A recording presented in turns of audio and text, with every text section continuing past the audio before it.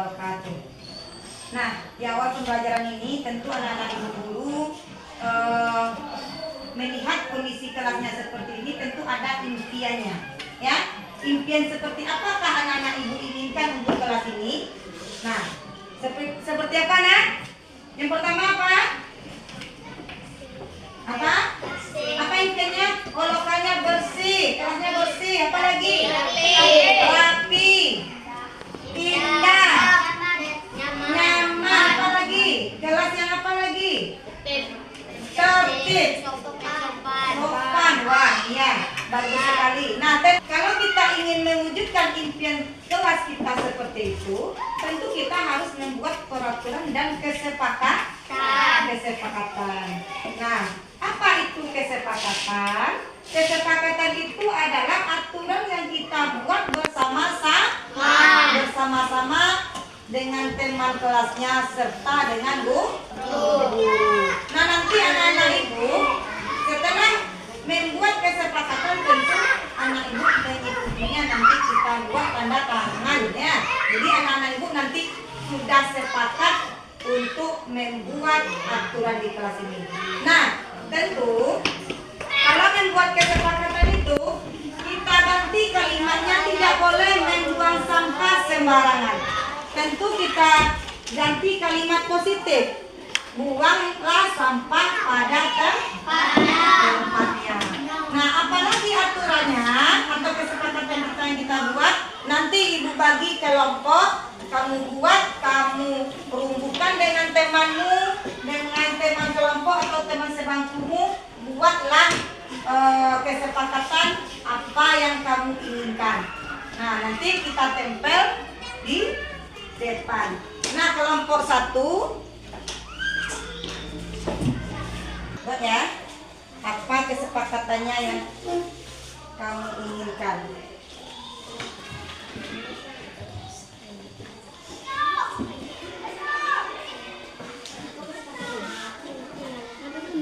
Nah, buat bersama kelompok masing-masing. Ini bertiga ya.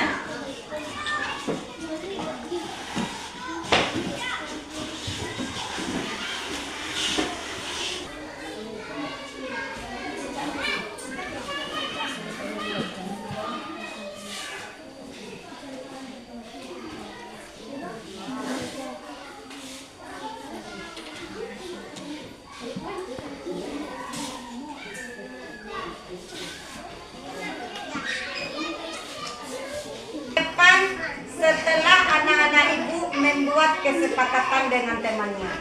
Nah, ayo kelompok 1 menempel ke depan.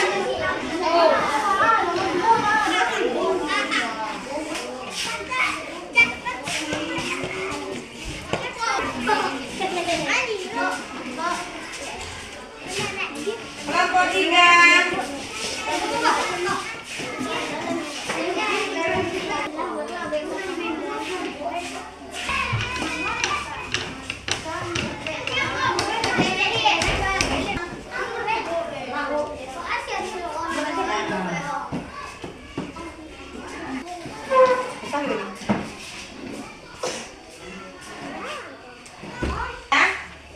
Sudah menempel semuanya ya, kelompok 1, 2, 3, 4, 5, 6 yang telah kamu buat. Nah, yang pertama, membuang sampah pada tempatnya, menjaga kebersihan kelas. Bila ingin keluar harus minta izin. Nah, kelompok 2 membuang sampah, ya sama, bersikap sopan dan santun. Terus kelompok 3, aku sebelum keluar minta izin, ya, aku sopan santun, ya. Kelompok 4 berdoa sebelum belajar, membersihkan kelas, menyayangi bersama teman-teman, menjaga disiplin, datang tepat. Menempel keyakinan kelas dari kelompok 1. Ayo, yang telah kamu buat, tolong tempelkan ke depan.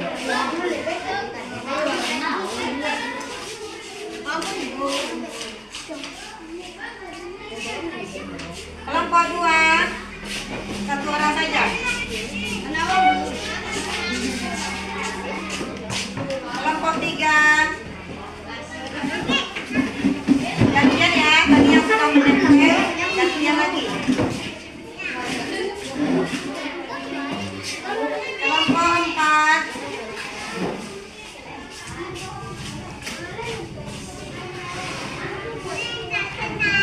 Kelompok 5.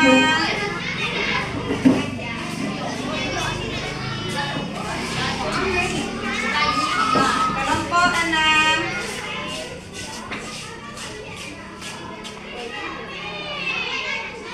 Nah, anak-anak ibu sudah membuat tentang keyakinan.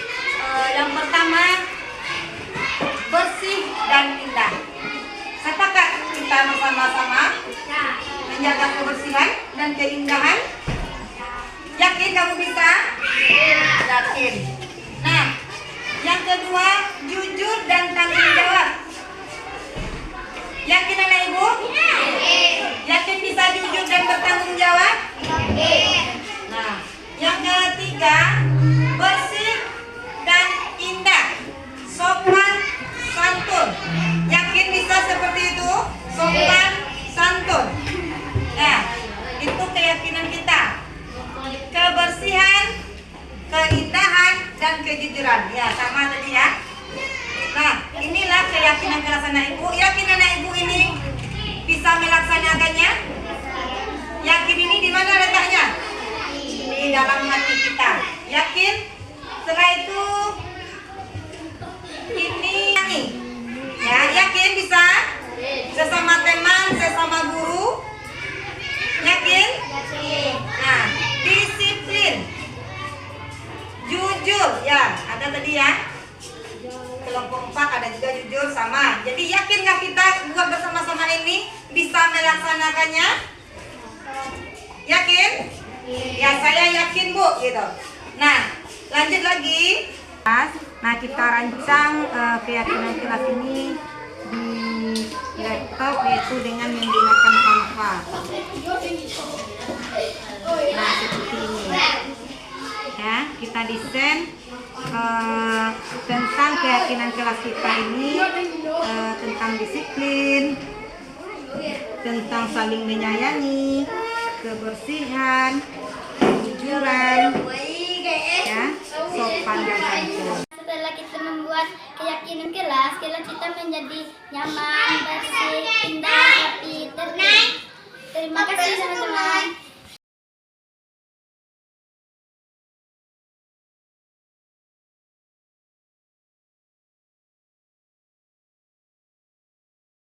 Assalamualaikum warahmatullahi wabarakatuh.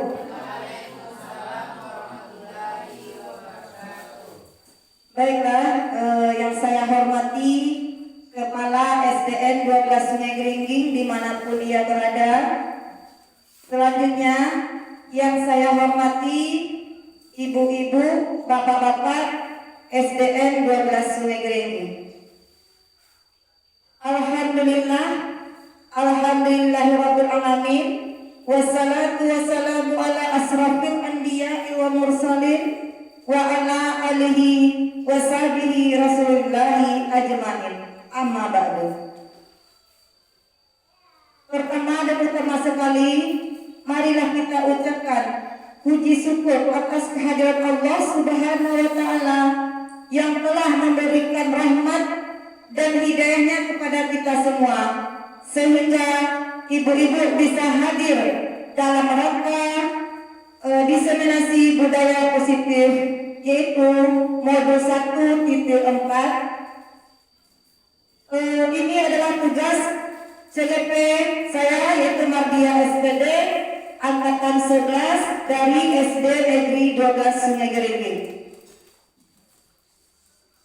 Baiklah ibu-ibu dan bapak-bapak, di sini kita menerangkan tentang budaya positif.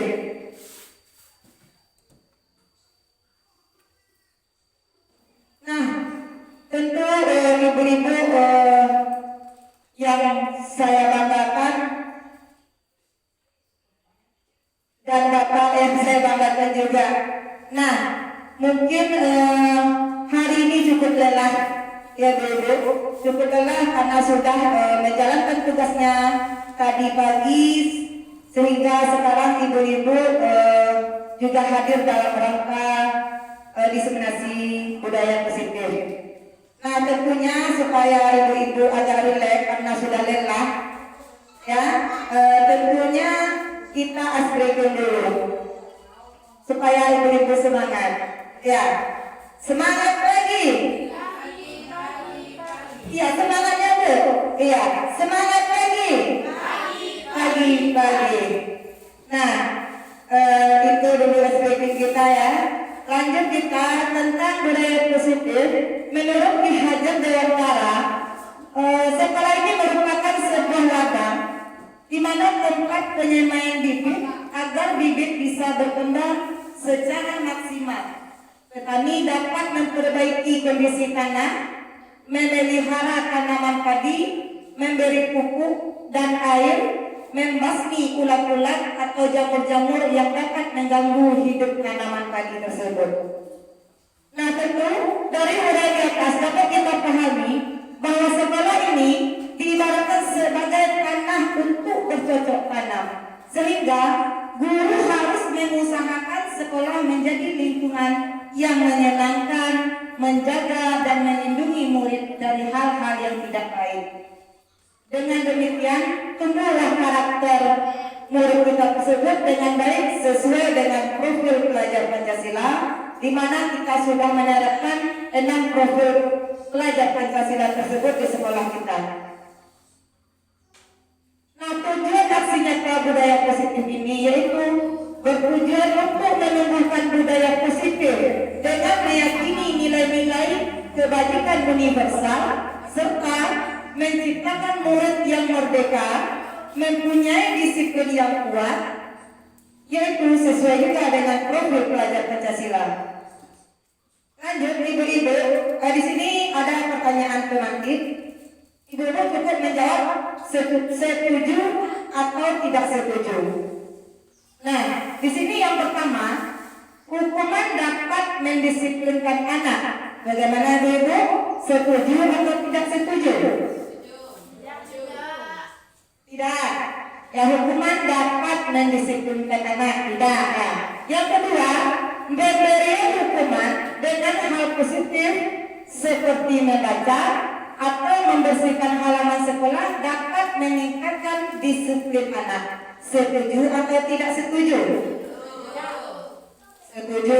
Ya nanti kita tengok ya nanti materinya tersebut. Yang ketiga, memberi penghargaan atau hadiah dapat meningkatkan motivasi belajar anak. Setuju? Ya. Yang keempat, guru harus mampu memberikan solusi untuk setiap siswa menyelesaikan masalahnya sendiri. Setuju atau tidak setuju? Setuju. Yang kelima, guru berperan sebagai teman bagi siswa. Setuju atau tidak setuju? Ya, satu orang tidak setuju. Lanjut. Nah, di sini nanti kita akan menjelaskan tentang konsep-konsep inti untuk mewujudkan budaya positif. Yang pertama dari model 2.1 yaitu disiplin positif dan nilai-nilai kebajikan. Yang kedua, teori motivasi, hukuman dan penghargaan restitusi. Yang ketiga, tentang keyakinan kelas. Yang keempat, tentang kebutuhan dasar manusia. Yang kelima, tentang restitusi yaitu 5 posisi kontrol. Yang keenam yaitu tentang segi 3 restitusi. Ini nanti kita selesaikan ya Ibu. Nah, di sini kita mulai dari disiplin positif dan nilai-nilai kebajikan. Nah, Ibu-ibu, di sini tentu kita harus mulai dari perubahan paradigma. Nah, coba Ibu-ibu dengan teman sebangkunya, coba Ibu-ibu ambil sesuatu yang berharga, ya.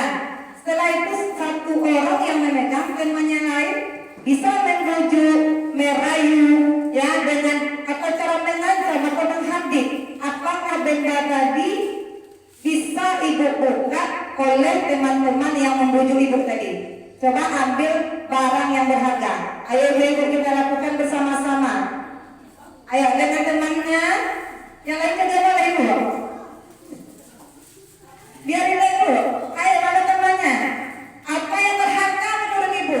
Setelah itu temannya mau membujuk untuk membuka genggaman yang ibu genggam tadi. Ya, coba bergenggam di sana kira-kira temannya tadi ini membuka atau meminta yang ada di dalam tangan ibu tadi. Ayo.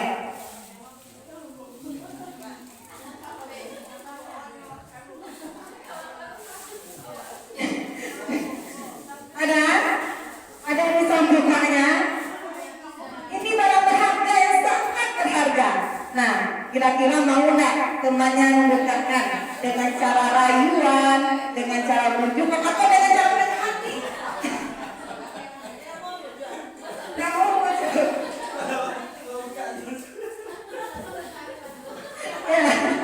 Ya, sudah. Nah, apa yang akan terjadi?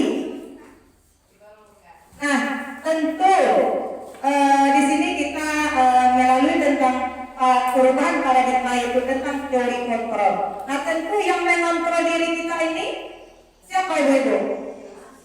Diri kita sendiri. Nah, dari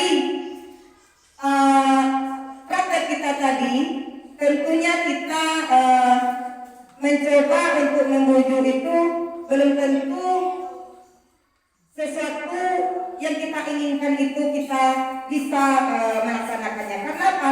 Karena yang mengontrol diri kita sendiri itu adalah kita sendiri.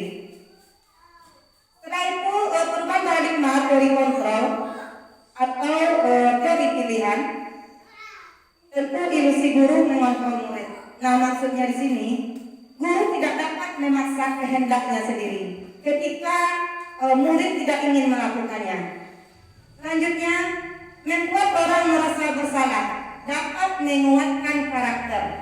Nah, di sini kadang-kadang kita sebagai guru memberikan sesuatu yang kita inginkan tadi dengan cara berkata halus, tetapi di dalam kata-kata yang halus itu ada nilai-nilai negatifnya, ada kesan negatifnya. Jadi ini termasuk kepada menuju identitas gagal. Lanjut, ilusi bahwa semua penguatan positif, efektif, dan bermanfaat. Nah, ilusi bahwa semua penguatan positif, efektif. Tentu kita menganggap dengan cara kita membujuk, merayu itu kan hal yang sangat positif menurut kita. Tetapi itu sebenarnya tidak bisa kita lakukan karena dengan bujukan rayuan tentu belum tentu kita bisa mengontrol diri orang lain tersebut. Lanjut, ilusi bahwa orang dewasa memiliki hak untuk memaksa. Nah, tentu kita sebagai orang dewasa kita bertanggung jawab untuk memaksa. Itu tidak bisa ibu, karena memegang kontrol itu adalah diri kita sendiri atau murid itu sendiri. Nah, di sini ada perubahan paradigma stimulus respon menuju pendekatan teori kontrol. Siapa sesungguhnya yang memiliki kontrol tersebut? Siapa ibu? Siapa yang memiliki kontrol? Diri kita sendiri. Murid tentu murid itu juga sendiri yang memiliki kontrol. Nah, stimulus respon menuju pendekatan teori kontrol pilihan. Kita mencoba mengubah orang agar berpandangan sama dengan kita. Tetapi teori kontrol, kita berusaha memahami pandangan orang lain tentang dunia. Perilaku buruk dilihat sebagai suatu kesalahan. Menurut teori kontrol, semua perilaku memiliki tujuan. Orang lain bisa mengontrol saya, tentu hanya Anda yang bisa mengontrol diri Anda. Saya bisa mengontrol orang lain, Anda tidak dapat mengontrol orang lain. Seperti yang kita lakukan tadi. Model berpikir menang atau kalah. Menurut Foto, model berpikir menang-menang. Di sini tidak ada yang menang dan tidak ada yang kalah. Jadi kita berpikir menang-menang. Nah, di sini makna disiplin positif. Suatu cara dalam penerapan disiplin dengan tujuan agar anak kita bertanggung jawab terhadap sesuatu yang dilakukannya, berdasarkan atas kemauan sendiri dengan menjunjung nilai-nilai kebajikan yang dianut sesuai dengan profil pelajar Pancasila. Disiplin diri yang positif menuntut anak belajar dengan cara mengontrol diri sendiri, menguasai diri sendiri, untuk memilih tindakan yang mengacu pada nilai-nilai yang dihargai untuk membentuk karakter positif pada anak. Nah, ini nilai-nilai kebajikan universal, yaitu tertuang pada profil pelajar Pancasila. Yang pertama apa Ibu? Ayo siapa? Beriman dan bertakwa kepada Tuhan Yang Maha Esa. Yang kedua, berkebinekaan global. Yang ketiga, bergotong royong. Yang keempat, mandiri. Yang kelima, bernalar kritis dan kreatif. Lanjut, teori motivasi, hukuman dan penghargaan serta restitusi itu apa? Nah, di sini teori motivasi perilaku manusia itu ada 3. Yang pertama, untuk menghindari ketidaknyamanan atau hukuman. Nah, tentu di dalam pelaksanaan tugas kita ini, kita kalau dapat tidak ada untuk menghindari ketidaknyamanan atau hukuman. Nah, di sini maksudnya sini kita bertanya kepada diri kita, seandainya kita ada hukuman atau sanksi, apa yang akan terjadi apabila saya tidak melakukannya? Tentu timbul pertanyaan di dalam hati kita. Nah, yang kedua, untuk mendapatkan imbalan atau penghargaan, kalau kita mengharapkan imbalan atau penghargaan, tentu kita bertanya dalam diri kita, apa yang akan saya dapat apabila saya melakukannya ini? Ya. Yang ketiga, untuk menghargai diri sendiri dengan nilai-nilai yang mereka percaya. Saya akan menjadi orang yang seperti apa bila saya melakukannya. Nah, anak kira-kira ibu-ibu yang menurut ibu bagus, 1, 2, atau 3 untuk teori motivasi perilaku manusia. Yang mana ibu? Yang ketiga, tentunya kita untuk menghargai diri kita sendiri dengan nilai-nilai yang kita percayai. Nah, ini sebagai seorang guru, saat kita hadir mengajar di kelas, setiap waktu motivasi apakah yang mendasari kita? Nah, tentunya kita adalah menghargai nilai-nilai diri kita sendiri. Karena kita sebagai guru tentu adalah contoh atau teladan bagi murid-murid kita. Nah, dari 2 motivasi mungkin ada yang seperti itu, bahkan ketiga-tiganya juga ada.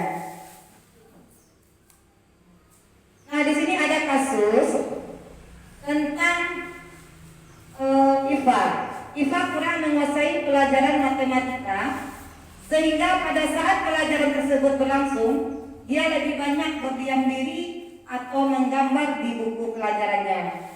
Pada saat guru matematikanya, Pak Seno, menanyakan pertanyaan Iva pun menjadi gugup dan tak sengaja menjatuhkan tasnya dari kursi serta tiba-tiba menjadi gagap pada saat berupaya untuk menjawab. Nah, seluruh kelas pun tertawa sehingga pelaku Iva yang berbicara tergagap dan terkejut tersebut, Pak Seno pada saat itu membiarkan teman-temannya Iva menertawakan Iva yang tergagap dan malunya sangat luar biasa. Dan malahan minta Iva untuk maju ke depan, berdiri di depan kelas sambil menunjuk hidungnya, karena tidak bisa menjawab pertanyaan Pak Seno. Kelas pun semakin gaduh dan anak-anak pun tertawa melihat Iva dengan kelas memegang hidungnya. Lanjut pertanyaannya, apa apakah Anda setuju dengan tindakan Pak Seno terhadap IPA? Siapa yang bisa menjawab? Tidak, kenapa? Wah.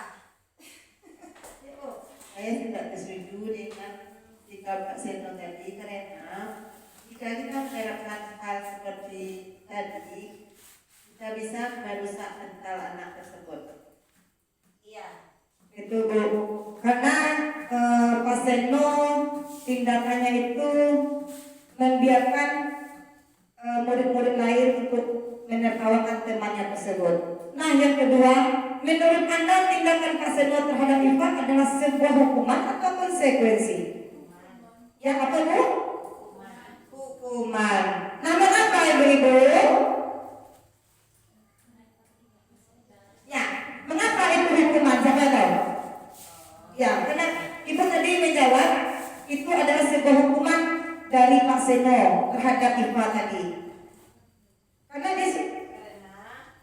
Pak Seno itu dengan tegas menunjuk hidungnya IPA, bukan memberikan nasihat atau solusi atau jangan kepada IPA tersebut. Iya, betul, Bu. Terima kasih Bu Yuli. Nah, kita lanjut.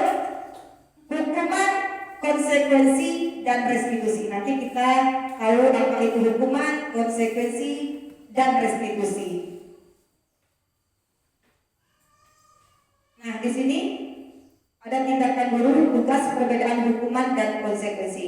Ibu nanti bukukan hukuman ini atau konsekuensi. Yang pertama, tindakan guru di kelas mencatat 100 kali di dalam buku kalimat saya tidak akan terlambat lagi karena terlambat ke sekolah sebanyak 100 kali. Hukuman atau konsekuensi? Hukuman. Iya, itu adalah hukuman. Nah, yang kedua, lari mengelilingi lapangan basket 2 kali karena terlambat hadir di sekolah. Mana? Hukuman? Hukuman. Lanjut, murid diminta untuk push up sebanyak 15 kali karena tidak menggunakan masker di sekolah. Ibu, Bapak? Hukuman. Menggantikan kertas tugas teman yang telah dicoret-coret. Konsekuensi. Lanjut, membersihkan tumpahan air di meja tulis karena tersenggol pada saat belajar. Iya, benar, konsekuensi. Murid disuruh untuk tidak mengenakan sepatu seharian di sekolah karena tidak mengenakan sepatu hitam. Hukuman ya. Ari mengelilingi lapangan basket 2 kali karena terlambat 10 menit untuk pelajaran PJOK. Hukuman atau konsekuensi? Konsekuensi ya Ibu, karena pelajarannya PJOK. Ya, konsekuensi. Berdiri di depan kelas sambil mengangkat kaki 1 karena tidak menjawab pertanyaan. Hukuman. Murid diminta bertelanjang kaki sepanjang hari karena tidak menggunakan sepatu warna hitam sesuai peraturan sekolah. Lalu, murid diminta bertelanjang kaki sepanjang hari karena tidak menggunakan sepatu warna hitam sesuai peraturan. Hukuman ya. Nah, disinilah perbedaan hukuman dan konsekuensi. Nah, hukuman itu adalah sesuatu yang menyakitkan harus terjadi terhadap diri yang tersakiti tersebut. Kalau konsekuensi sesuatu yang harus terjadi, membuat anak sakit fisik maupun hatinya untuk jangka waktu lama, itu hukuman. Konsekuensi membuat anak merasa tidak nyaman dalam jangka waktu pendek. Nah, konsekuensi itu juga menjadi tidak nyaman tetapi itu dalam jangka waktu pendek. Anak membenci kedisiplinan, kalau itu hukuman. Konsekuensi anak menghargai disiplin. Konsep diri yang buruk, hukuman. Konsep diri yang baik untuk konsekuensi. Anak belajar untuk menyembunyikan kesalahan. Kalau konsekuensi anak belajar untuk mematuhi peraturan. Terus paksaan. Kalau dihukum itu merasa dipaksa, Kalau konsekuensi, stimulus, tanggapan. Nah, di sini tadi sudah kita jelaskan tentang hukuman dan restitusi, hukuman dan konsekuensi. Sekarang kita lanjut restitusi. Apakah itu restitusi? Pernah ibu mendengarnya? Belum ya? Nah, di sini restitusi itu adalah proses penciptaan kondisi bagi murid untuk memperbaiki kesalahan mereka, sehingga mereka bisa kembali pada kelompok mereka dengan karakter yang lebih kuat. Restitusi juga merupakan proses kolaboratif yang mengajarkan murid untuk mencari solusi untuk masalah mereka dan membantu murid berpikir tentang orang seperti apa yang mereka inginkan dan bagaimana mereka memperlakukan orang lain.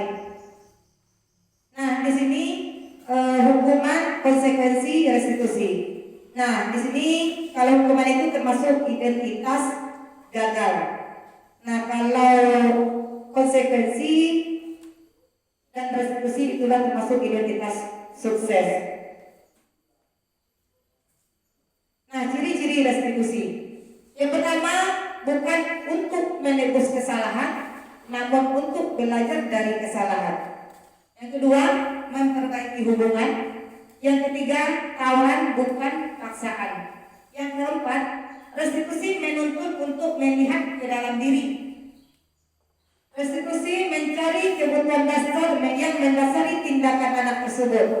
Yang keenam, restitusi diri adalah cara yang paling baik kita lakukan di sekolah. Yang ketujuh, restitusi berfokus pada karakter bukan tindakan. Yang kedelapan, restitusi fokus pada solusi, hukuman dan penghargaan. Nah, di sini ada hukuman dan penghargaan itu hampir sama dengan, bahkan bahwa penghargaan itu berlaku sama dengan hukuman. Nah, dalam arti meminta atau membujuk seseorang melakukan sesuatu untuk memenuhi satu tujuan tertentu dari orang yang minta atau membujuk tersebut. Jadi penghargaan itu sama dengan hukuman, hampir sama. Nah, menurut Alfred mengemukakan bahwa penghargaan memiliki pengaruh jangka pendek dan jangka panjang. Yang kedua, penghargaan itu tidak efektif. Yang ketiga, penghargaan merusak hubungan. Yang keempat, penghargaan mengurangi ketepatan. Yang kelima, penghargaan menurunkan kualitas.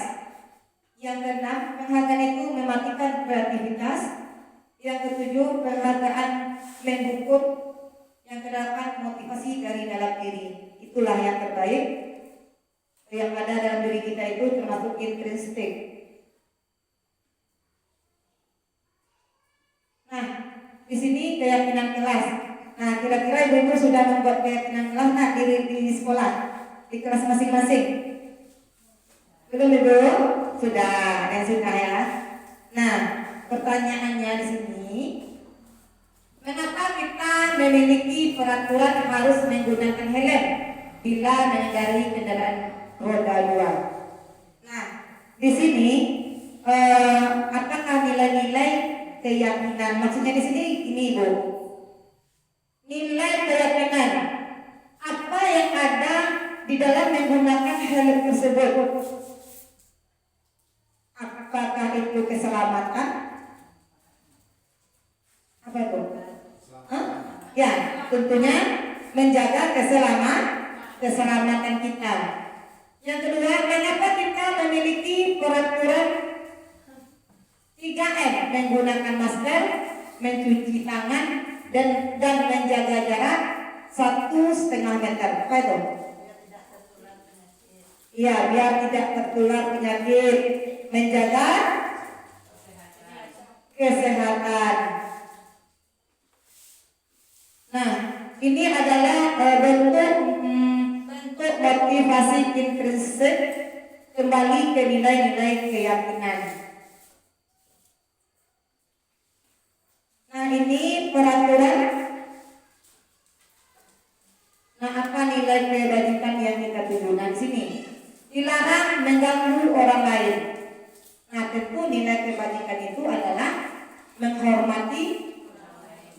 lain. Peraturan kita dilarang melakukan kekerasan. Apa nilai yang ada di dalamnya? Keselamatan dan menghormati orang lain. Dilarang menggunakan narkoba, berburu, kekosongan. Tunggal untuk kesehatan diri dia. Yang ketiga, bergantian atau menunggu giliran. Nilainya itu menghormati orang lain dan harus bisa bersabar. Gunakan masker. Tentunya nilai kebajikan itu tetap untuk menjaga kesehatan kita. Hadir di sekolah 15 menit sebelum pelajaran dimulai. Disiplin. Ya, menghormati orang lain itu nilai-nilai kebajikannya. Dan berkomitmen. Kembalikan buku ke tempatnya.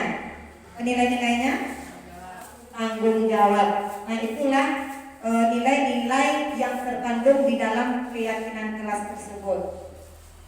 Nah, di dalam untuk membentuk keyakinan kelas atau keyakinan sekolah, tentu kita yang pertama, keyakinan kelas bersifat lebih abstrak daripada peraturan yang lebih rinci dan konkret. Keyakinan kelas berupa pernyataan universal. Yang ketiga, pernyataan keyakinan kelas senantiasa dibuat dalam bentuk positif, ya. Dari bentuk negatif kita rubah menjadi bentuk positif. Contohnya, anak-anak dilarang membuang sampah pada tempatnya. Jadi kalimat positifnya, buanglah sampah pada tempatnya. Jadi kalimat negatif itu kita rubah menjadi kalimat positif. Setelah itu pembentukannya di sekolah atau kelas yang mudah diingat oleh murid-murid kita, ya, dan mudah dipahami oleh semua warga kelas. Keyakinan kelas sebaliknya sesuatu yang dapat diterapkan di lingkungan sekolah atau kelas tersebut. Semua warga kelas hendaknya ikut berkontribusi dalam pembuatan keyakinan kelas lewat kegiatan curah pendapat. Nah, tentu kita melalui curah pendapat kita memberikan kesempatan kepada teman-teman murid untuk mencurahkan pendapatnya. Saya itu bersedia meninjau kembali keyakinan kelas dari waktu ke waktu. Nah, sudah sesuaikah keyakinan kelas kita hari ini atau tahun ini? Tentu kita rubah setiap tahunnya. Apakah sesuainya atau tidak? Tentu pembentukan keyakinan sekolah atau kelas ini kita adakan biasanya itu di awal ajaran baru. Nah, prosedur pembentukan keyakinan sekolah atau kelas. Yang pertama, mempersilakan seluruh siswa untuk mencurah tentang peraturan yang akan disepakati. Yang kedua, mencatat semua masukan. Kalau ada yang memberikan masukan, kita catat semuanya, lalu kita ganti kalimat negatif menjadi kalimat positif. Tinjau kembali curah pendapat dan susun menjadi keyakinan kelas. Tinjau ulang kesepakatan kelas yang sudah tersusun, menyetujui dengan cara menandatangani keyakinan kelas itu ditempel di dinding kelas. Ini contoh keyakinan kelas. Yang pertama, bekerja sama menjaga kebersihan kelas, menjaga fasilitas kelas dengan baik, selalu datang tepat waktu, saling peduli, menghargai dan membantu, bertanggung jawab terhadap tugas. Nah, itu nilai-nilai kebajikan yang kita masukkan dengan keyakinan kelas. Selanjutnya tentang kebutuhan manusia. Kebutuhan manusia itu ada 5 dulu. Yang pertama, bertahan untuk hidup. Yang kedua, kasih sayang. Yang ketiga, kebebasan. Yang keempat, kesenangan. Dan yang kelima, kekuasaan. Nah, kebutuhan untuk bertahan hidup itu seperti apa dulu? Makan. Apalagi dulu? Minum. Apalagi? Pakaian, rumah, ya. Terus kasih sayang dan rasa diterima. bentuk disayangi dan diterima meliputi kebutuhan akan hubungan koneksi sosial, kebutuhan untuk memberi dan menerima kasih sayang, dan kebutuhan untuk merasa menjadi dari suatu kelompok. Yang ketiga, kebebasan. Nah, di sini seseorang anak dengan kebutuhan kebebasan yang diinginkannya pilihan tersebut, mereka perlu banyak bergerak. Dia ingin kebebasan, ya, bergerak banyak, suka mencoba-coba, dan tidak terlalu terpengaruh orang lain, dan ingin bersenang juga mencoba hal-hal yang baru. Kesenangan itu adalah kebutuhan untuk mencari kesenangan seperti bermain dan tertawa terbahak-bahak. Itu kesenangannya dulu. Yang kelima, penguasaan. Biasanya selalu ingin menjadi pemimpin.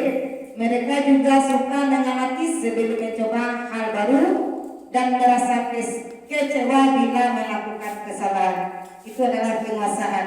Ini ada contoh kasus.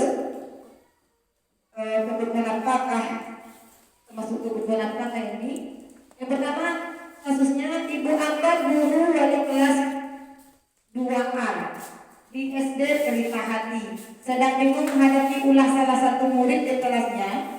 Doni, berapa anak di kelas 2A telah datang padanya dan mengeluh Doni yang sering meminta bekal makan siang mereka dengan paksa. Jika Anda menghadapi situasi seperti Ibu Ambar, apa yang Anda lakukan? Nah, menurut Anda, Ibu, kira-kira apa alasan Doni melakukan hal tersebut? Nah, kenapa Doni setiap bermain mengambil dan meminta bekal makan siang teman-temannya? Nah, apa kira-kira alasan Doni melakukan hal tersebut?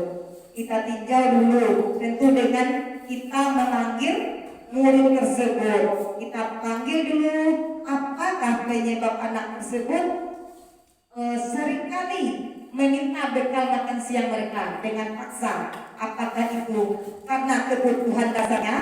Apakah itu dengan karena senang-senangnya? Atau apa?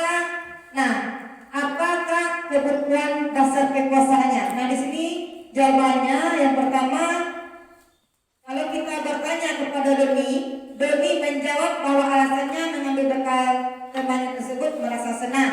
Nah, tentu itu adalah kebutuhan dasar yang harus dipenuhi Doni tersebut apa?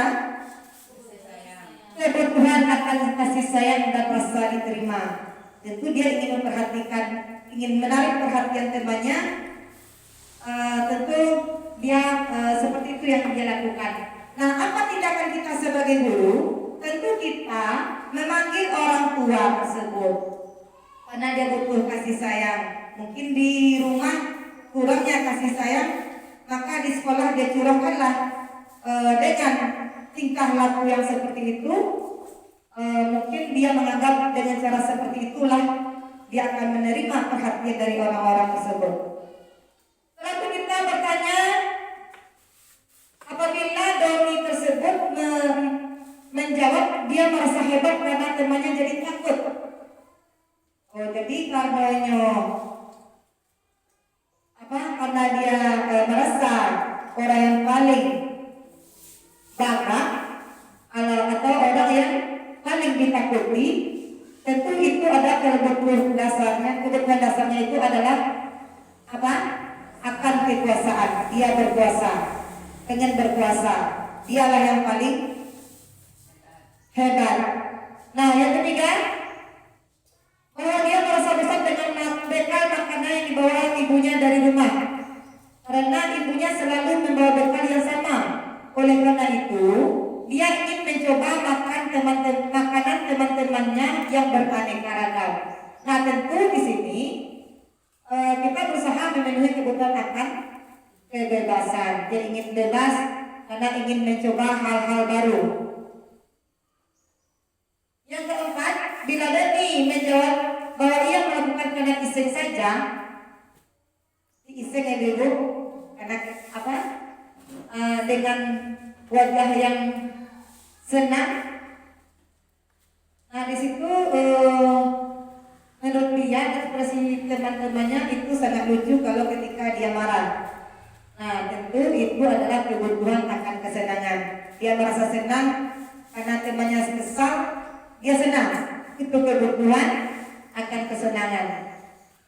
Lanjut, yang kelima, jawabannya ketika ditanya oleh Bu Ambar karena dia lapar. Nah, di sini kita harus perhatian kan ibu-ibu karena dia lapar. Dan orang tuanya tidak membawakannya bekal. Mungkin karena faktor ekonominya atau bagaimana, tentu kita tinjau kembali kita sebagai guru. Nah, tentu pada dasarnya kita berusaha memenuhi itu termasuk kebutuhan untuk bertahan hidup. Nah, bagaimana kita mengatasinya kalau seperti ini, ibu-ibu dan bapak-bapak? Seandainya ada terjadi murid kita karena dia lapar, apa tindakan kita sebagai guru? Disuruh berbagi. Jadi teman-teman yang lain ini kita suruh berbagi dengan temannya yang lain tadi atau temannya Dodi tadi berbagi, nanti gantian seperti itu ibu. Apakah itu kalau dalam jangka panjang apakah itu di sini ibu? Apakah sanggup? Ya berarti itu kita kita tinjau lagi, kita lakukan komunikasi dengan orang tuanya. Untuk sementara bisa gitu ibu. Lanjut tentang 5 posisi kontrol. Nah di sini kita menonton ya ibu, menonton tentang 5 posisi kontrol.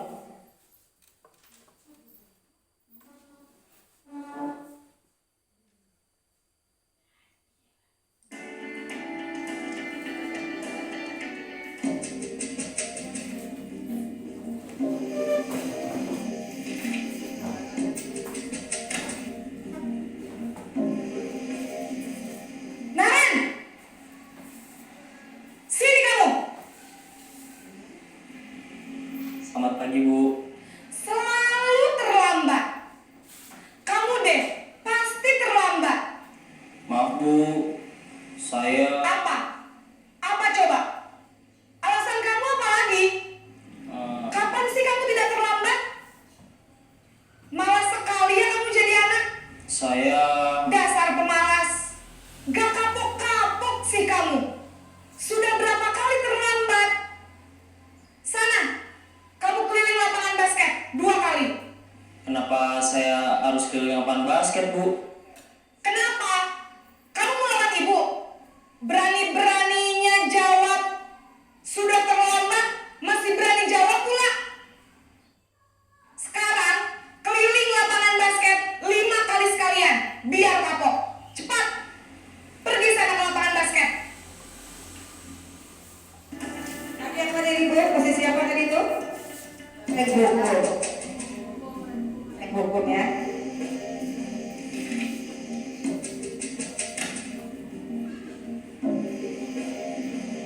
Naren!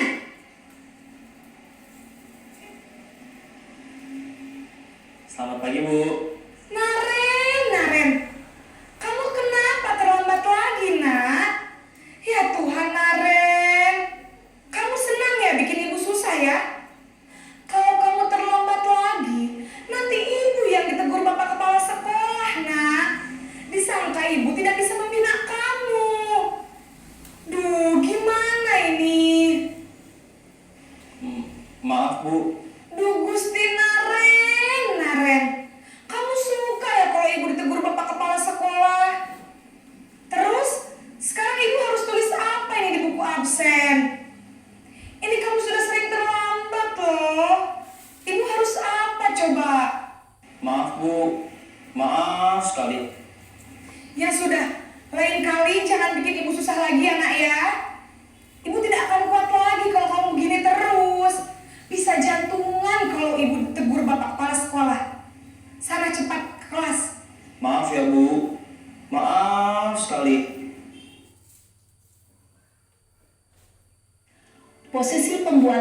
bersalah berbicara dengan nada tenang.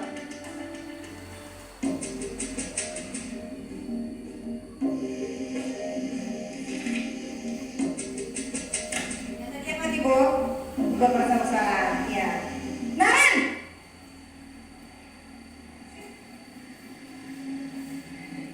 Selamat pagi, Bu. Wah, sudah jam berapa ini nak? Terlambat lagi ya sayang. Iya, Bu. Habis ibu saya lupa bangunkan saya, Bu. Kamu malah menyalahkan ibu kamu. Kamu bukannya anak yang larinya paling kencang. Kok terlambat sih? Iya, Bu. Saya memang terlambat bangun tadi. Jadi, biarpun saya lari kencang, tetap gak kekejar, Bu. Ya sudah sana. Nanti lain kali larinya lebih kencang lagi ya. Biar gak terlambat lagi. Bikin seneng ibu. Demi ibu. Bisa kan? Bisa lah, Bu. Ya sudah sana masuk kelas. Ibu beresin urusan absen kamu. Kamu ini ada-ada saja.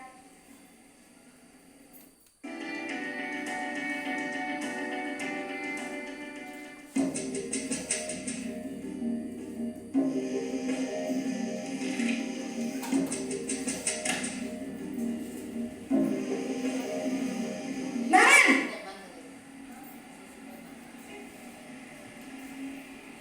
Selamat pagi, Bu. Naren, apa peraturan sekolah kita tentang jam berapa kita harus masuk sekolah, nak? Kita harus di sekolah jam 7, Bu. Iya betul, sekarang sudah jam 7.20. Naren sudah tahu konsekuensinya jika terlambat hadir. Paham, Bu. Saya harus tinggal kelas pas jam istirahat selama 20 menit. Iya benar, konsekuensinya demikian. Jadi nanti jam 9.30 pas istirahat, kamu harus tinggal di kelas, kerjakan tugas tambahan untuk ketertinggalan kamu, ya? Baik, Bu. Tadi apa Ibu? Hah? Lewat tahun, ya.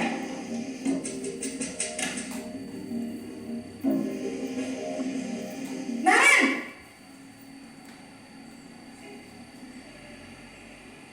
Selamat pagi, Bu. Selamat pagi, Naren. Maaf, Bu. Saya terlambat. Iya, sekolah masuknya jam 7, sekarang sudah jam 7.20. Jadi sekarang bagaimana ini, Naren? Maaf, Bu. Saya lupa setel alarm saya semalam. Baiklah, menurut kamu, keyakinan sekolah yang mana yang perlu kamu tingkatkan? Menghargai diri sendiri dan orang lain mungkin ya, Bu. Setuju. Jadi, apakah Naren meyakini prinsip saling menghormati tersebut? Iya, Bu. Saya meyakininya. Apakah Naren bersedia memperbaiki masalah keterlambatan ini? Bersedia, Bu. Bagaimana kamu akan perbaiki masalah keterlambatan ini? Saya akan coba untuk tidak lupa menyetel alarm saya, Bu. Baik, kalau Naren lupa menyetel alarm di rumah, ada orang yang kira-kira bisa bantu mengingatkan tidak? Ada, Bu. Kakak saya, Kak Emma. Ada lagi selain Kak Emma? Selain Kak Emma, ada ibu saya. Baik, jadi yang mengingatkan Naren adalah Kak Emma dan ibu kamu ya? Kira-kira akan mulai setel alarm kapan nih Naren? Setelah pulang sekolah, akan segera saya lakukan. Baik, jadi Naren akan setel alarm untuk bangun besok pagi dan akan diingatkan oleh kakak dan ibunda Naren ya. Ada lagi yang mungkin perlu dilakukan Naren agar tidak terlambat bangun lagi? Tidak ada, Bu. Baik Naren, terima kasih untuk kerjasama kamu. Sekarang kamu perlu kembali ke kelas untuk belajar. Baik, Bu. Terima kasih. Nah, itu 5 posisi kontrol. Yang sudah Ibu tonton. Yang pertama apa, Bu? Itu posisi kontrol yaitu sebagai penggoko. Yang kedua, membuat merasa bersalah. Yang ketiga, teman. Yang keempat, pemantau. Yang kelima, manajer. Nah, kira-kira yang mana, Bu, yang bagusnya? tentu sebagai manajer. Nah, di sini ada identitas gagal, identitas berhasil atau sukses. Kalau penghukum dan pembuat merasa bersalah, itu termasuk identitas gagal. Nah, yang sebagai penghukum tentu guru tersebut dengan cara menghardik, menunjuk-nunjuk, menyakiti dan menyindir, itu adalah sebagai penghukum. Pembuat merasa bersalah, nada suaranya memelas, halus, sedih, bahasa tubuhnya merapat, agak lesu. Kalau teman sebagai teman itu berceramah, menunjukkan kekecewaan yang sangat mendalam. Itu sebagai teman berceramah. Pemantau yaitu sebagai mengawasi dengan cara menggunakan kata-kata konsekuensinya. Yang kelima, manajer. Murid-murid itu dituntut untuk bertanggung jawab terhadap perilakunya yang sudah dia lakukan, dan kita sebagai guru tentu menemukan solusinya, memberikan dan menemukan solusinya kepada anak-anak tersebut. Nah, kalau kamu tidak melakukannya saya, nah ini kata-kata yang biasanya sebagai penghukum. Kamu kalau tidak melakukan, saya akan menyuruh untuk mengelilingi lapangan bola seperti itu sebanyak 5 keliling. Kalau tempat merasa bersalah, pertanyaan yang timbul, kamu sudah mengecewakan ibu atau bapak? Kalau teman tahu, kalau kamu tidak melakukannya, saya akan apa? Saya akan memberikan konsekuensi. Manajer, apa peraturan dan apa sanksinya? Tapi kalau sebagai penghukum, itu biasanya yang akan timbul terhadap dirinya, hasilnya itu sebagai pemberontak atau pendendam akhirnya, menyalahkan orang lain. Kalau pembuat merasa bersalah, dia akan menyembunyikan dan menyangkal, atau bisa jadi dia akan berbohong. Kalau kita sebagai teman, tentu anak-anak kita ini akan ketergantungan kepada gurunya tersebut. Kenapa? Karena mungkin kita sering membantunya, atau kita sebagai teman oleh murid, ketika kita tidak ada, dia tidak mau melakukannya lagi karena guru tersebut libur atau sakit atau bagaimananya. Nah, kalau sebagai pemantau, menyesuaikan bila diawasi. Nah, ketika awak ada, dia lakukan. Ketika awak tidak ada, dia biarkan. Nah, itulah sebagai pemantau. Dia hanya ketika diawasi, dia akan berbuat. Kalau itu manajer. Nah, disinilah identitas yang berhasil itu sebenarnya manajer, itu mengeluarkan watak atau karakter anak-anak peserta didik kita, di mana kita tanamkan nilai-nilai terhadap dirinya tersebut, nilai-nilai kebajikan. Setelah itu mengulangi kesalahan kalau penghukum. Kalau orang pembuat merasa bersalah, rendah diri, merasa gagal dan tidak berharga. Kalau teman tidak mandiri, tidak mau memutuskan segala sesuatunya. Pemantau itu menitik beratkan pada diri sendiri, dapat hadiah. Yang manajer mengevaluasi diri, bagaimana menjadi diri yang lebih baik. Nah, itu kalau teman, pemantau, manajer ya yang terakhir yang harus kita penuhi untuk anak-anak kita. Lanjut di sini pernyataan. Nah, di sini saya kecewa sekali dengan kamu. Apa itu Bu? Pemantau kah? Teman kah atau bagaimana? Yang mana? Saya kecewa sekali dengan kamu. Ibu? Pembuat merasa bersalah. yang betul Bapak. Kamu tidak pernah benar melakukannya. Posisi apa itu dulu? Kamu tidak pernah benar melakukannya. Selalu salah. Seperti itu. Apa itu dulu? Posisi? Apa? Ibu? Kamu tidak pernah benar melakukannya. Menghukum, kok Bu? Iya, nanti kita harus speaking lagi ya.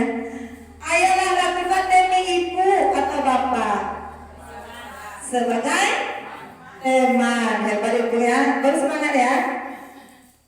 Apakah kamu mau mendapat stiker bintang hari ini?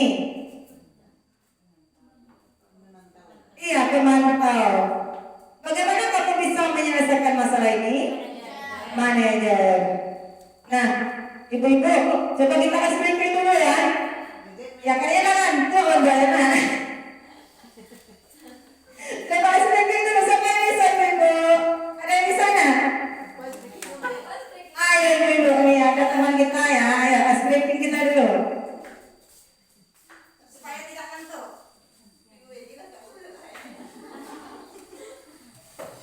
Ikuti kata-kata saya ya. Bola, bola, botol, botol, botol. Ikuti. Bola, bola, botol, botol. Bola, bola, botol, botol, botol. Bola, bola, botol, botol, botol. Berapa bola? 2, 4. Berapa botol? 6. Berapa salah? Jawabannya. Salah jawabannya. Bola, bola, botol, botol, botol. Ikuti kata bola, bola, botol, botol. Ikuti kata-kata saya ya. Bola, bola, botol, botol, botol. Bola, bola, botol, botol, botol. Berapa botol? 3. Berapa botol? Jawabannya berapa botol? Karena ikuti kata-kata saya. Terima kasih Bu Yuli sudah memberikan SDK. Nah, sekarang adalah tangan ke atas, mengapa bintang, tangan ke samping, burung yang terbang, tangan ke depan, ikan berenang, duduk yang rapi, siap menengok ke depan. Ya, terima kasih Bu Yuli. Nah, kita lanjut lagi ya, segitiga restitusi.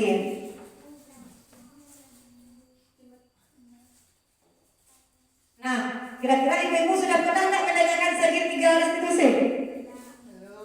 Belum.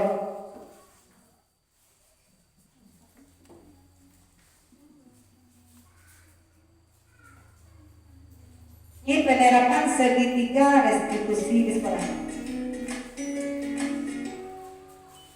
Salam dan bahagia Ibu dan Bapak guru hebat. Pada video kali ini kita akan membahas tentang salah satu program disiplin positif yang diterapkan di lingkungan sekolah yang dikenal dengan nama restitusi.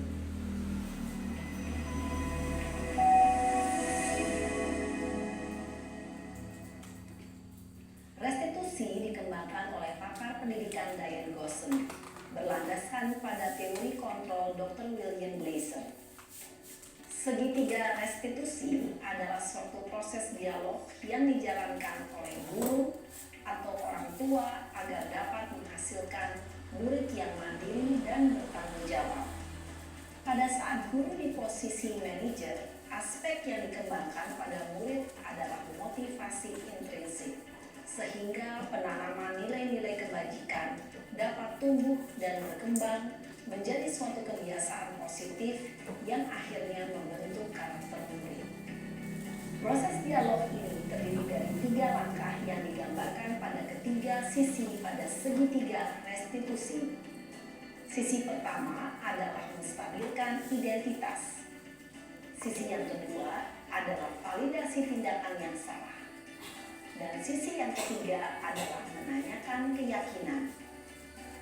Ibu dan Bapak guru, berikut ini akan ditunjukkan bagaimana seorang guru berada dalam posisi manajer menggunakan penerapan segitiga restitusi.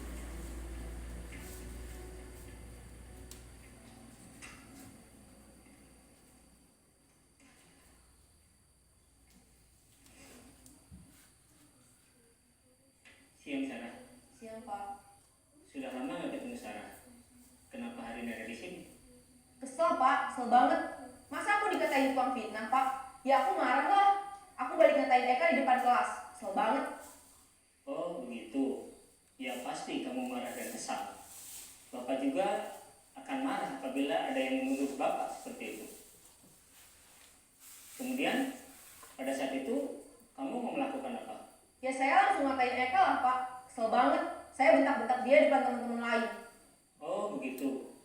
Pasti kamu melakukan seperti itu karena suatu alasan tertentu bukan?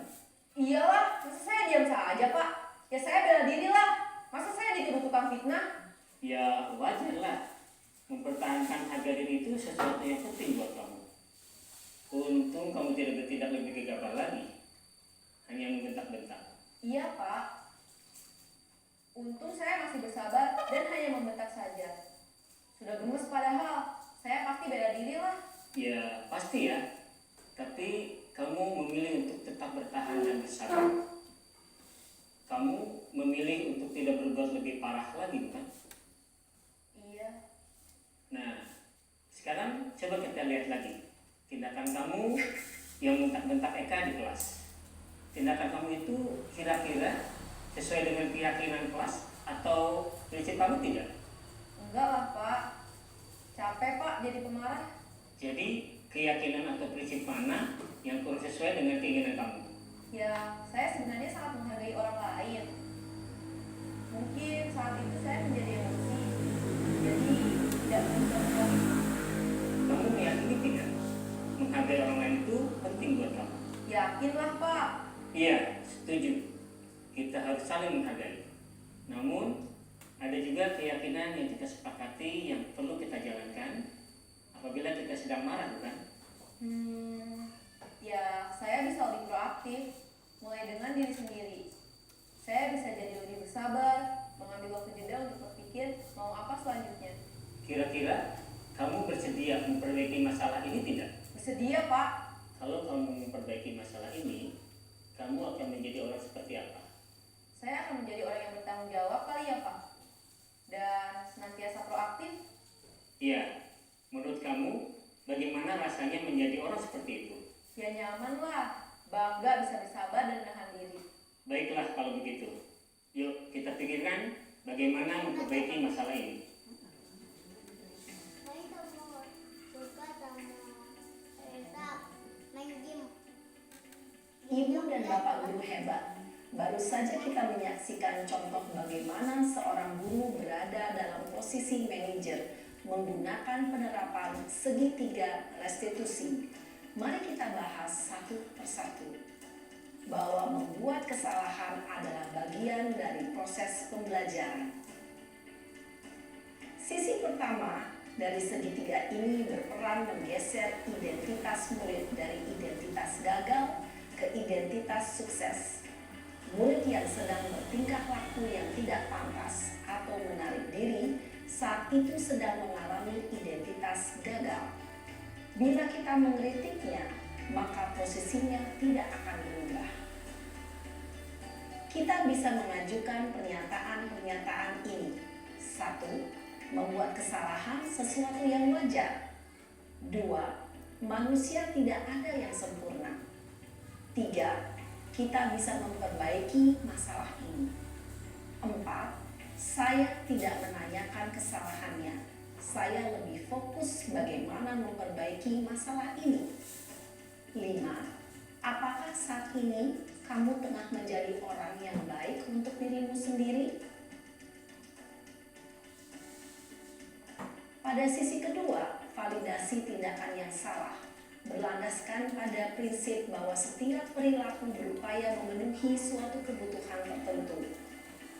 Guru yang telah memahami teori kontrol akan bergeser dari pemikiran stimulus respon menjadi proaktif dan mencoba untuk mengenali tujuan dari perilaku murid. Mengenali dan mengakui kebutuhan murid ini dapat memperbaiki hubungan dengan murid tersebut. Pernyataan atau pertanyaan bisa disampaikan dengan nada suara tidak menghakimi atau memojokkan, sehingga dapat mengembalikan murid pada posisi positif. 1. Kamu bisa saja bertindak lebih gegabah lagi dari ini. 2. Kamu bukan melakukannya tanpa suatu alasan tertentu. 3. Kamu melakukannya karena mempertahankan sesuatu yang penting bagimu. 4. Mungkin kamu bisa mempelajari suatu perilaku baru yang lebih efektif. Bersediakah kamu mempelajarinya? Selanjutnya, kita akan simak sisi terakhir, yaitu menanyakan keyakinan. Teori kontrol menyatakan bahwa pada dasarnya kita termotivasi secara intrinsik.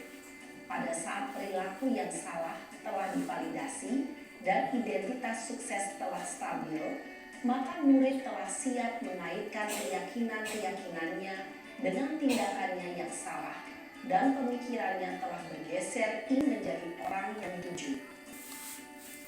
Pertanyaan-pertanyaan ini dapat mengaitkan keyakinan-keyakinan yang dianut murid. 1.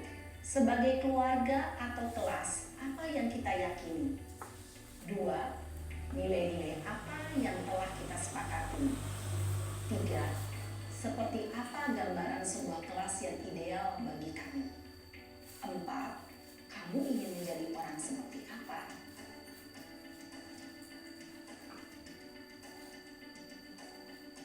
Dalam menerapkan segitiga restitusi, perlu diperhatikan beberapa hal, yaitu 1. Perilaku yang salah perlu dikaitkan dengan nilai-nilai atau keyakinan-keyakinan yang telah disepakati atau dituju. 2. Kesediaan orang yang melakukan kesalahan untuk memperbaiki masalah. 3. Pemecahan masalah sebisa mungkin relevan atau memiliki hubungan dengan masalah yang ada. 4. Usaha.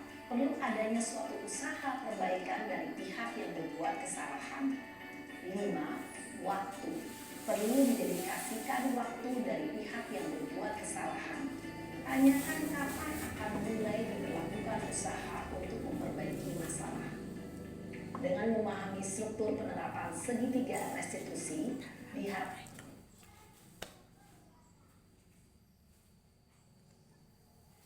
Nah, itu tadi bentuk segitiga restitusi ada 3, di mana nanti ketika anak melakukan kesalahan itu kita menggunakan 5 posisi kontrol yang kelima, itu sebagai manajer. Nah, inilah langkah-langkah yang harus kita terapkan menstabilkan identitas. Tadi sudah nampak dengan ibu-ibu dan bapak-bapak bagaimana kita menstabilkan identitas anak tersebut jika dia melakukan kesalahan. Lanjut validasi kebutuhan.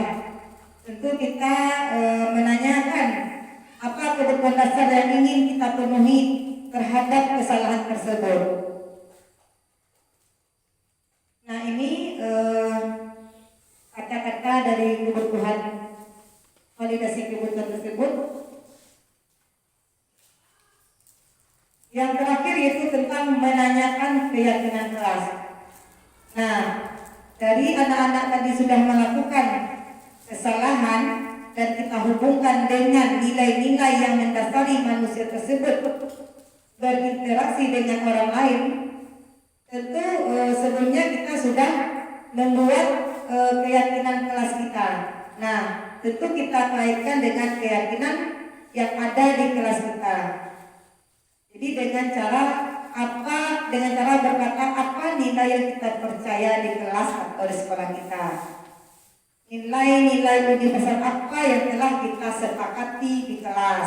Nah, tentu ada pertanyaan-pertanyaan yang akan kita berikan kepada anak tersebut. Nah, ini terakhir untuk menanyakan keyakinan. Nah, kemarin saya sudah memberikan contoh percakapan segitiga restitusi. Di sini anak-anak datang terlambat. Nah, ini ada video sebenarnya, tapi susah untuk mendownload di dalam PowerPoint. Nah, tentu di sini saya melihat anak yang datang terlambat saat pembelajaran sudah dimulai. Nah, untuk menstabilkan identitas anak, saya ketika itu memanggil ke kantor. Nah, tentu kita menanyakan tidak apa-apa datang ke sekolah terlambat.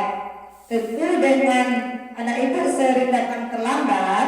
Nah, kemarin anak ibu juga sudah datang terlambat dengan pembelajaran yang lain.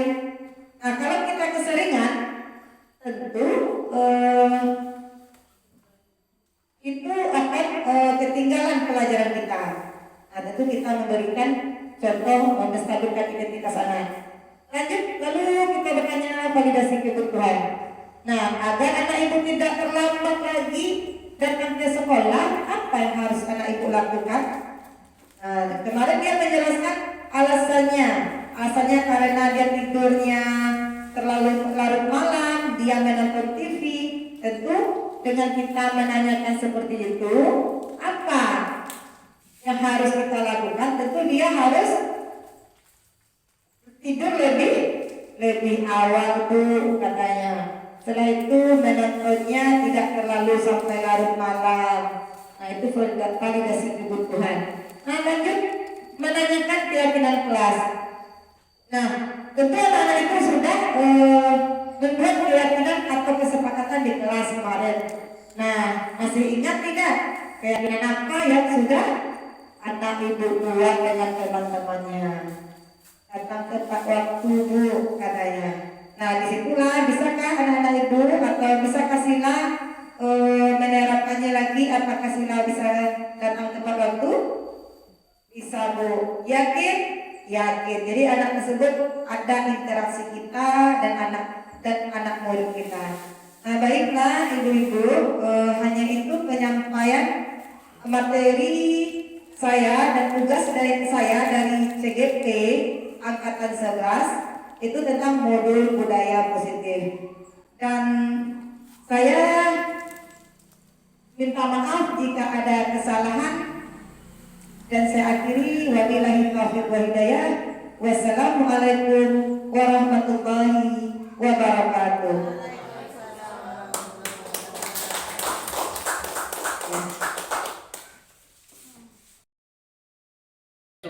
Setelah saya mendengar penjelasan dari Ibu Mardiah tentang disiplin positif, ada banyak hal yang saya sekarang dapatkan ilmu baru tentang disiplin positif. Salah satunya tentang membuat keyakinan kelas. Selama ini saya mengira keyakinan kelas itu seperti peraturan kelas saja. Ternyata membuat keyakinan kelas itu harus bersama-sama dengan siswa. Jadi itu salah satunya. Kemudian masih banyak hal lain. Intinya saya sangat berterima kasih atas semua ilmu yang disampaikan oleh Ibu Mardiah. Terima kasih. Nah, tuh. Warahmatullahi wabarakatuh. Setelah saya mendengarkan hasil diseminasi budaya positif dari Ibu Mardiah, saya dapat mengetahui 5 posisi kontrol. Yang pertama yaitu sebagai penghukum, yang kedua sebagai pembuat merasa bersalah, yang ketiga sebagai teman, yang keempat sebagai pengawas, dan yang terakhir yaitu sebagai manajer. Setelah saya mendengarkan hasil dari Ibu Mardiah, ternyata yang lebih efektif yaitu sebagai manajer. Selama ini saya mengira sebagai penghukum dan lain-lainnya lebih efektif. Ternyata yang lebih efektifnya adalah sebagai manajer. Karena manajer itu yaitu